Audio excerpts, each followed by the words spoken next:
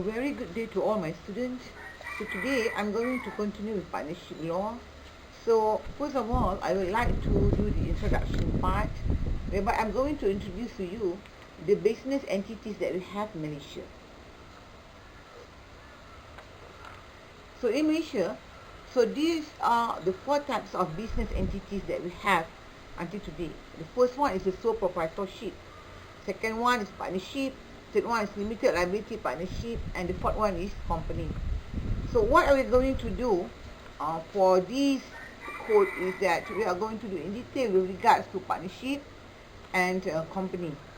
So however, today I'm going to introduce to you all this type of business. However, this limited liability partnership, I will not discuss it with you all in detail because it's not in your syllabus. However, just for your knowledge actually, limited liability partnership is a kind of partnership whereby the liability of the members is being limited compared to a whole partnership. So most of the time, professional, they would choose this kind of partnership. Why? Because professional, they can actually form a partnership which is more than 20 members. However, they would like their liability to be limited up to certain level. So that's why actually they form this kind of partnership which is limited liability partnership. So let us go on with this first kind of business that we have in Malaysia. So this is actually sole proprietorship. So as you heard, the name is sole proprietorship. A sole proprietorship is a kind of business which is being owned by a single individual. So meaning the owner, the business belongs to the owner himself. That is his business. So this single individual, he controls the said business, okay, and because of that, he can manage the business himself, and he can employ somebody else to assist him in the said business. Or he can actually do it himself. However, if let's say he have a lot of customers, and under that situation he is unable to manage the business himself, then under that situation he can employ an agent, an employee actually, to assist him under that situation. So since this business is owned by him, under that situation, all the decision actually is his own decision. He can decide what he wants to do with the business. Okay, how much capital he wanted to invest. Okay, whether he wanted to have a branch. So all is actually his own decision. So this is the most simplest kind of organization. Why? Because it does not need any document to be found, because everything is being controlled by the owner himself, and meaning that there is no formality to form this kind of business. So for those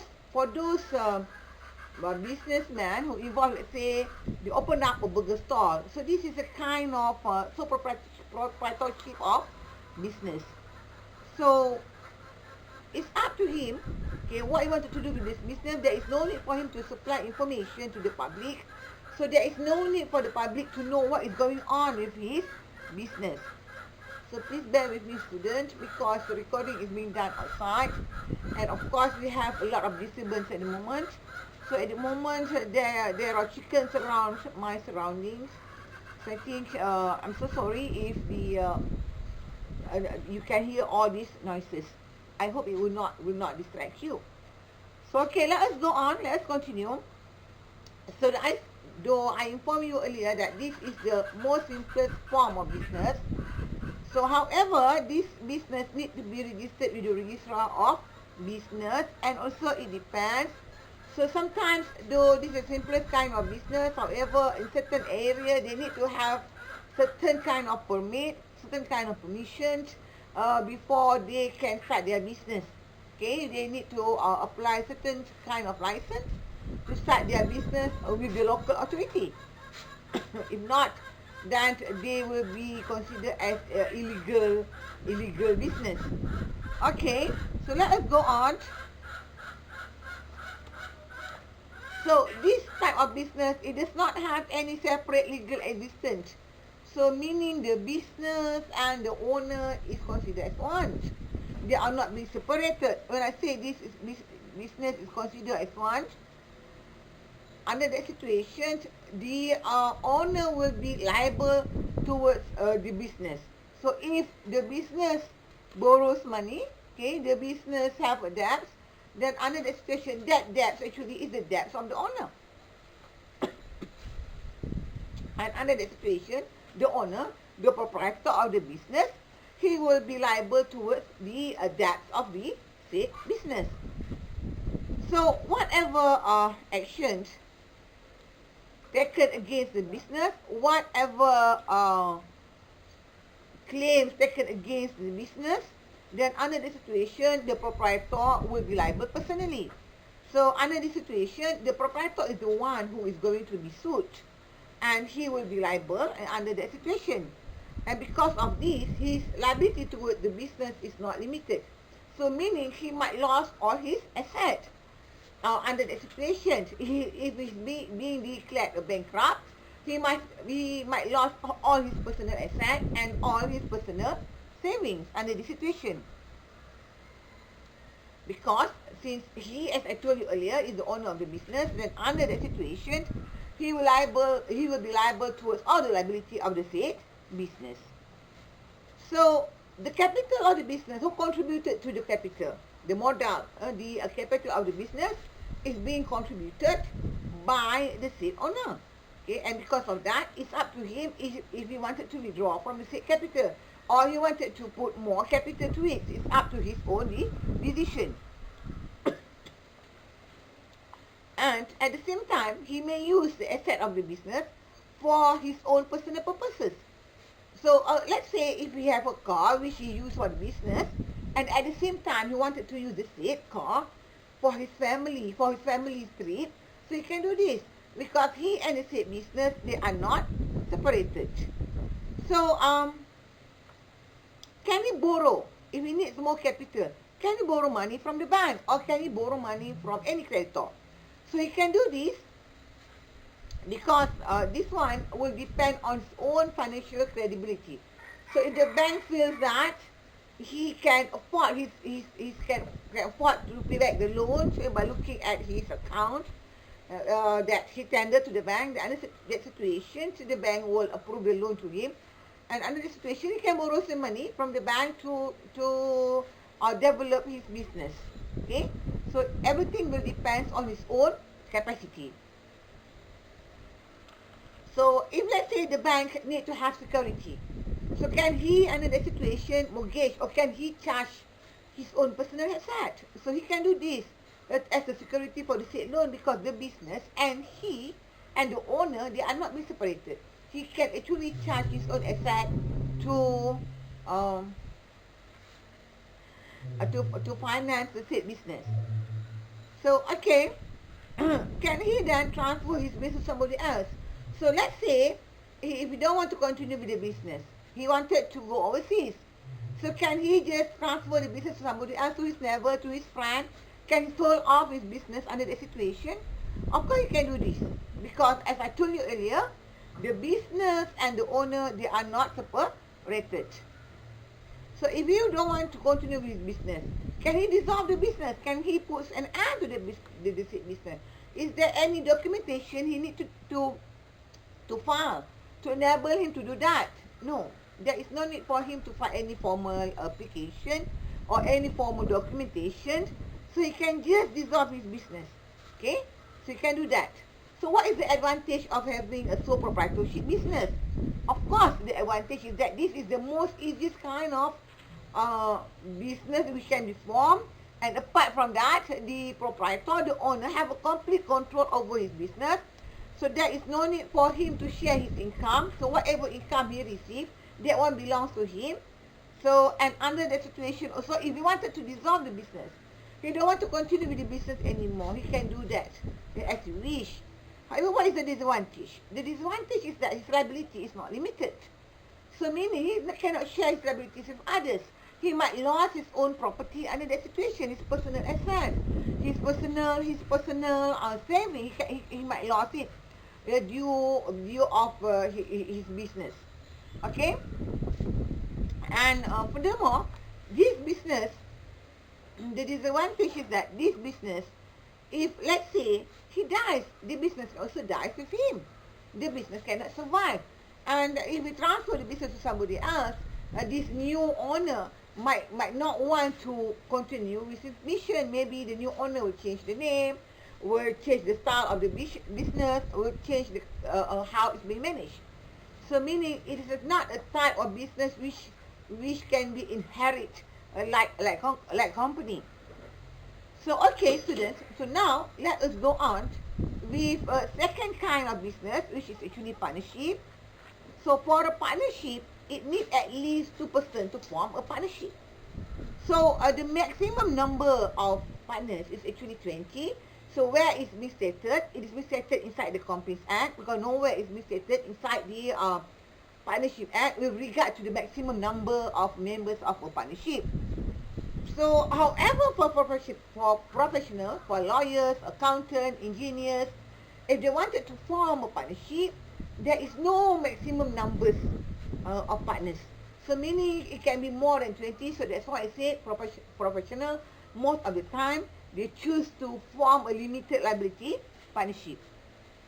So this business, it also must be registered with ROB, Registrar of Business, okay, under the Registration of Business Act 1956.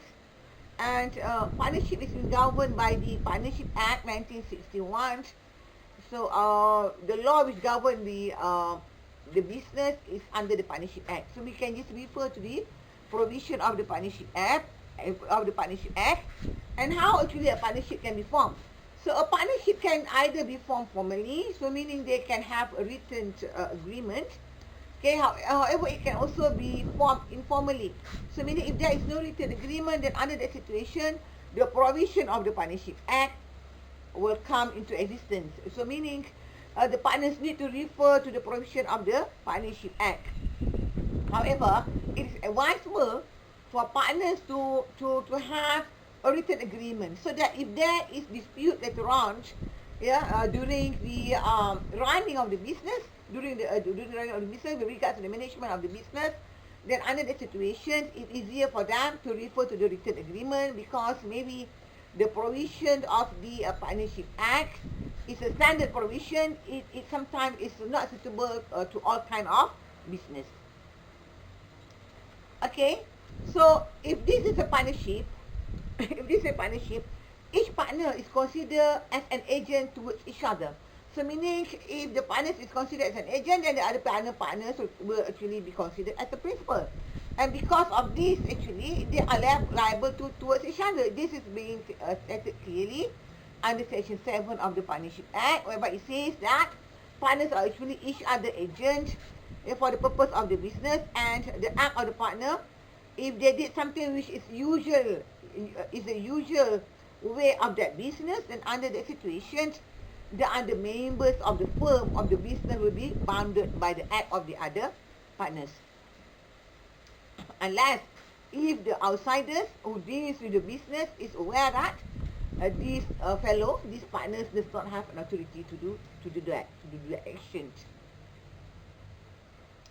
So in general, all partners are actually allowed, meaning all partners actually have power, okay, to take part in the management of the business. In general, this is how it works. However, if let's say the partners wanted to divide their task, then they should have a written agreement as to what they feel is actually proper in their situation.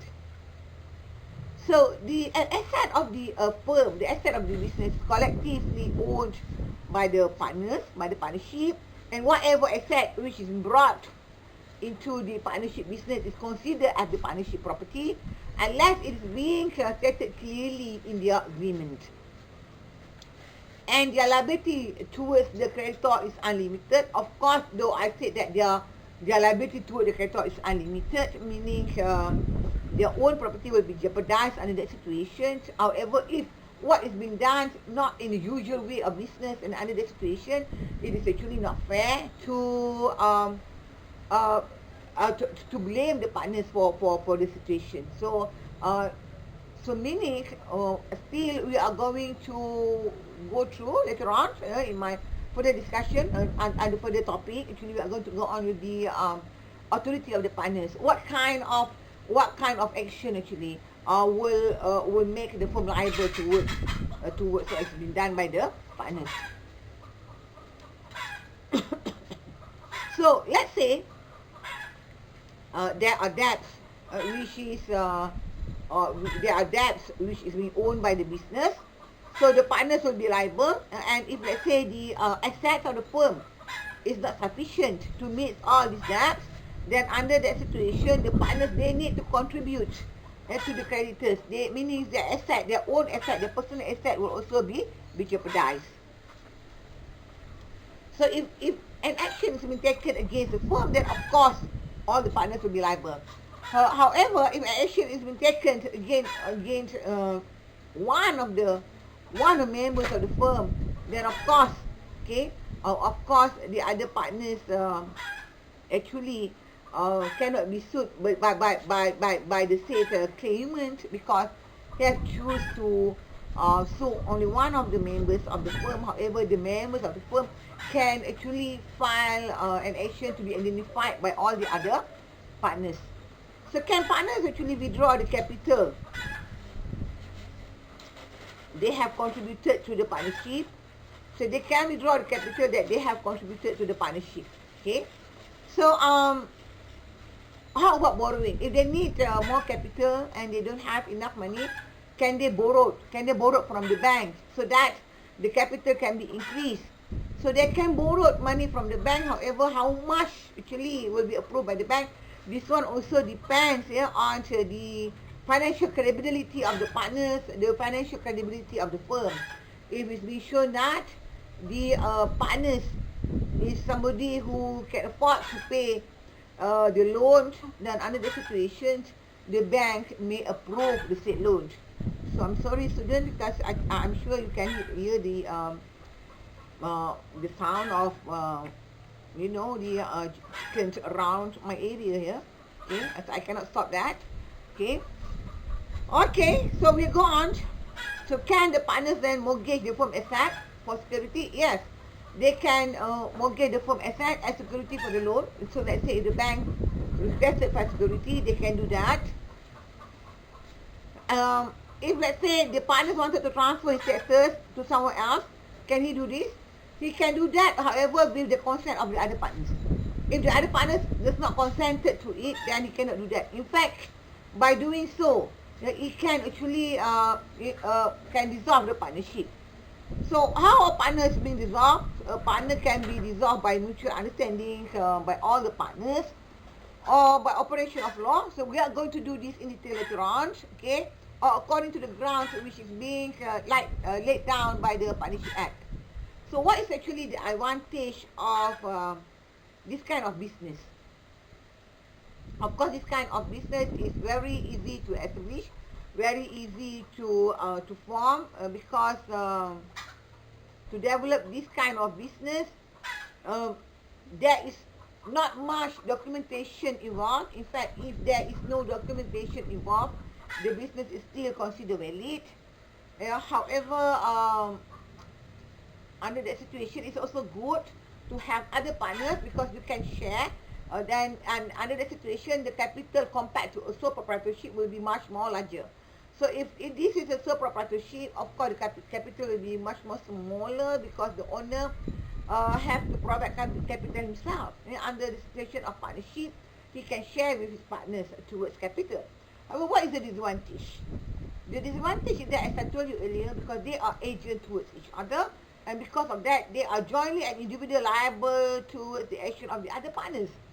So meaning, if there is another firm in Johor Bahru and the other firm is in Tapa, so what is being done by the partners in Johor Bahru? Of course, the partners in Tapa is not aware of this.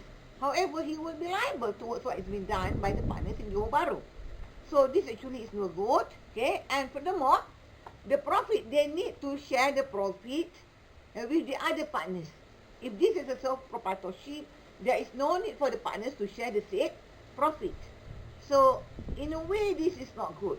So let's say if the business in Tapa is the one who's not making profit, the one who's making profit is only the firm in Johor Bahru. So still, the Johor Bahru firm need to share profit with the Tapa partners. So That's why under certain situation, it is not good. And partnership also, it have a limited life. So let's say if one of the partners dies, and there is no written agreement, then automatically the partnership will come to an end. Or maybe one of the partner wanted to withdraw from the partnership, or maybe there is grudges between the partners, that the business can come to an end. So this is very different from a company. Okay, students, so now let's have a look at the company. What is a company? A company is an incorporated association. What does I mean with incorporated association? So incorporated association, so meaning they are being formed under this Companies Act. They need to be registered with the CCM, the Commissioner of Companies Malaysia. They need to register their companies, and then there are many documents before they are being formed. And once they are being formed, they are actually a legal separate entity. So meaning this is an artificial legal person. So meaning what can be done by a normal human being under the law, a company can do the same thing under the law. So that's why it says that they are actually, once being formed, once the company is being incorporated, they are actually an artificial legal person, and actually this company will be separated from its members. Members meaning the shareholder, the CEO, the director, the staff. Okay, the company will stand on its own. It will be liable on its own liability. So if a firm is more than 20%, okay, then it has to be incorporated as a company, unless if this is a professional firm. Okay, because it's wrong for a firm, for a partnership, to have members more than 20%. So how many members actually that a company must have? Not less than 2 members. What about the maximum number? So there is no maximum number. However, if this is a private limited company, then the maximum numbers will be 50 members. As I told you earlier, it's governed by the Companies Act 2016. So just now, I have highlighted that. I said that a company is actually recognized under the law, and because of that, they have this separate legal entity. Their personality is separated from their members. Okay, meaning they are separated from the person who actually manage the said company. So the company stands by its own. It can be sued, and also it can sue under its own name. So meaning if a company wanted to take action against other companies, they can sue the other company by using the name. If they wanted to take action against their staff or against their customer, they can use their name, okay, to proceed with the said summons. And because it is a separate legal entity, the debts of the company is not the debts of the members. Okay, so meaning the companies will be liable to its own debts. And the asset of the company is the asset of the company. It does not belong to the members. And there are certain rules and procedure which is being laid down by the Companies Act, okay, which need to be followed by the said companies. And there are certain documents which need to be filed by the companies with the CCM, and these documents are open to the public. So can companies actually borrow money if they wanted more capital? So the capacity whether a company can borrow money or not, this one will depend on their constitution. If they have constitution, a constitution is actually an internal law concerning the said company. So it depends whether the constitution, whether their constitution, the company's constitution allows it, and it also depends on the Companies Act. So meaning whether a company has capacity to do certain thing or not, depends on the constitution and also the Companies Act. And by looking at this, then we will know actually whether the company have the capacity to borrow money or not. So if the company wanted to borrow money, can actually it mortgage its own asset? The company can actually mortgage its own asset. In fact, a company is very special. They can create a floating charge. Okay, so they can create a floating charge. They can create a debenture. They can offer a debenture. Okay, the debenture holder will have right towards the company. Okay, and this cannot be done by a sole proprietor or by a partnership. Can only be done by a company. So why is it's known as floating charge? As I told you just now, the debenture holder, the situation of the debenture holder actually is much more secured compared to the shareholder. Because if let's say a company become insolvent, for a human being, you said the company become bankrupt. Okay? So under that situation, if a company become insolvent, becomes bankrupt, okay? So all the property of the company will be auctioned off. Under that situation, the shareholder will lose their share. However, that's all they're going to lose, right? Their share, however, their personal property will still belong to them. And once all the property of the company is being auctioned off, from the said auction, they will pay the debenture holder, however, not the shareholder. And because a debenture holder, once a floating charge is being created, so meaning a floating charge is being created, the debenture holder is actually a creditor, giving money to the state company actually. And actually this debenture holder is a secured creditor. So how much actually the debenture holder will receive, this one is actually not something which is not fixed. It depends. So that's why I said floating charge. Sometimes the amount will be more, sometimes it will be less. It depends on the business itself, the company itself, how good actually the company is. So what about the life of a company?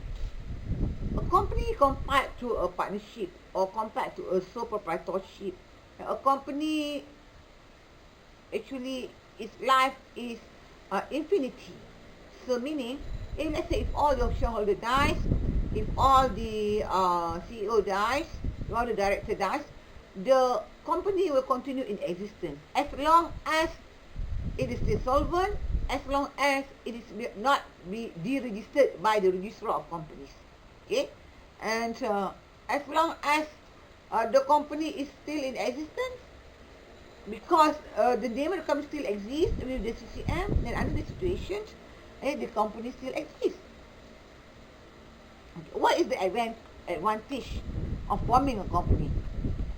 The advantage of forming a company is that the liability of the members is limited. The shareholder, the liability is limited. So meaning, if the companies become insolvent, the shareholder will not actually lose their personal asset. They will only lose their share. That's all. So that's why I say their liability is limited up to the amount they have agreed, the amount of their share they have bought, they have contributed. And it's up to the members actually, to the shareholder, to decide actually how much capital actually they wanted to invest. So if they wanted to invest more, then they will bought more share. Okay? And the third point, which is actually good to form a company, is that a company have this perpetual cessation. So as I told you earlier, the lifespan of a company is infinity. Okay? As long as it's not being deregistered, as long as the company is solvent, the company will still be there.